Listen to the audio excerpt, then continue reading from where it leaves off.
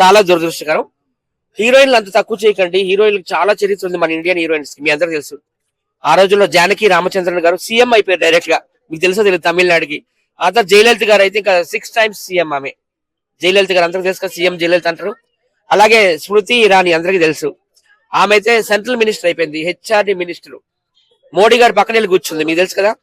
ఇలా చెప్పుకుంటూ పోతే ఎంతమంది, ఒక జయప్రద గారు కావచ్చు, ఒక విజయశాంతి గారు కావచ్చు, రోజారెడ్డి కూడా మరి మినిస్టర్ అయింది కదా. సో వాళ్ళు అన్ని రంగాల్లో కూడా ఉన్నారు సినిమా హీరోయిన్లు. ఆయన సినిమా హీరోయిన్లు అందరూ అని అన్నాడు పని, కొందరు అని అన్నా పని బాగుండు, అందరూ అంటాము చాలా బాధాకరం.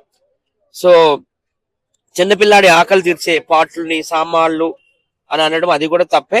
ఎనీవే ఆయనకైతే ఆయన శిక్ష అయితే పడేటట్టు ఉంది. ఈ రోజు ఉదయం నుండి ఇప్పటిదాకా ఇంకా కూర్చోబెట్టారు. మహిళా కమిషన్ ఆఫీస్కి వెళ్ళాడు. వచ్చి సారీ కూడా చెప్పారు కదా. దీనికి ఎందుకు అంతగానో సోషల్ మీడియా ఇన్ఫ్లుయెన్స్ వాళ్ళందరూ కానీ అన్వేషణ కానీ అంటే హీరో వాళ్ళు కూడా ఎందుకు దీన్ని పొడిగిస్తున్నారు ఇంకా? ఇది చిన్న విషయం కాదు కదా. చిన్న